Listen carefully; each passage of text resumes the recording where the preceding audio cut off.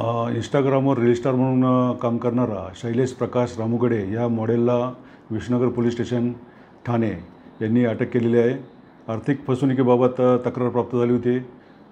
आधी मैत्रीचं प्रेमाचं नाटक करून हा विश्वास संपादन करायचा फिर्यादी यांचा आणि त्या पीडितांना त्याने सोन्याचे दागिने किंवा रोख रक्कम असं स्वीकारून वेगवेगळ्या भूलथापा देऊन अशा गोष्टी स्वीकारून त्याने आर्थिक फसवणूक केलेली आहे।